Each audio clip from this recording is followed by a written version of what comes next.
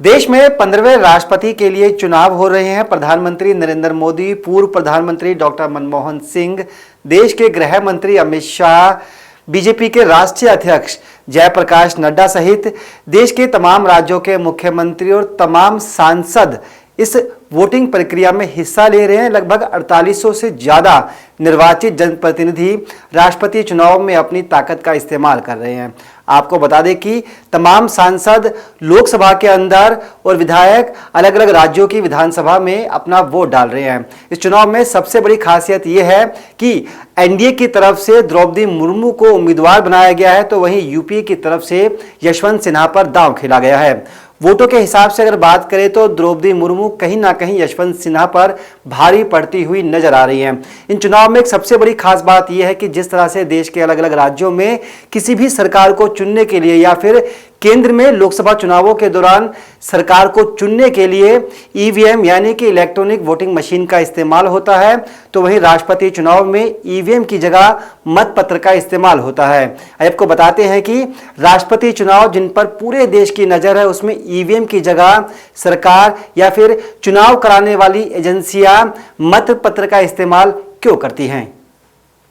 राष्ट्रपति या उपराष्ट्रपति चुनाव में ईवीएम का इस्तेमाल नहीं होता। इसकी वोटिंग में खास प्रक्रिया के तहत ईवीएम मशीन का इस्तेमाल नहीं किया जाता।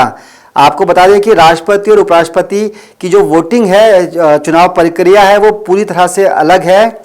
फिलहाल देश में 15वें राष्ट्रपति पद के चुनाव हो रहे हैं। इसमें 4000 से अधिक सांसद और विधायक अपना वोट दे रहे हैं। संसद भवन में बनाए गए पोलिंग बूथ में करीब 776 सांसद अपना वोट डाल रहे हैं, तो वहीं अलग अलग राज्यों की विधानसभा में वहां के विधायक, वहां के मुख्यमंत्री, वहां के अपोजिशन के नेता और तमाम जो मंत्री हैं राज्य स्तर के, वो वोटिंग प्रक्रिया में हिस्सा ले रहे हैं। आपको बता दें कि यहाँ पर ईवीएम यानी कि इलेक्ट्रॉनिक वोटिंग मशीन के माध्यम से वोटिंग नहीं हो रही है, यहाँ पर मतपत्र के जरिए वोटिंग हो रही है। मतपत्र के जरिए वोटिंग कराए जाने के पीछे भी एक बड़ा संवैधानिक कारण है, वो भी हम आपको बताएंगे। लेकिन आपको बता दें कि भारत में राष्ट्रपति चुनाव और उपराष्ट्रपति चुनाव के लिए सिंगल ट्रांसफरेबल वोट सिस्टम प्रक्रिया अपनाई जाती है, जिसमें वोटर का एक ही वोट गिना जाता है, जिसमें अन्य उम्मीदवारों को अपनी प्राथमिकता के आधार पर चुना जाता है। अगर आपको दूसरे शब्दों में कहें तो बैलेट पेपर में वोटर अपनी पहली पसंद, दूसरी पसंद और तीसरी पसंद का चुनाव करता है। इसके लिए जो वोटर को बैलेट पेपर दिया जाता है, उसमें उम्मीदवारों के नाम के सामने कॉलम 2 में अपनी पसंद और प्राथमिकता के अनुसार 1, 2, 3, 4 या 5 क्रमांक देना होता है। विधायकों और सांसदों के वोटों की वेटेज अलग अलग होती है। विभिन्न राज्यों के विधायकों के वोटों की वेटेज भी अलग अलग हो सकती है।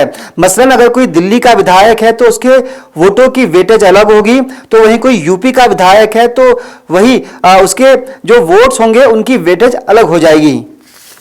चुनाव आयोग की पत्रिका माई वोट मैटर्स के अगस्त 2021 के अंक के अनुसार 2004 से लेकर अब तक 4 लोकसभा और 127 विधानसभा चुनावों में ईवीएम मशीन का इस्तेमाल किया जा चुका है, लेकिन राष्ट्रपति या फिर उपराष्ट्रपति के चुनाव में ईवीएम मशीन का इस्तेमाल नहीं किया जाता।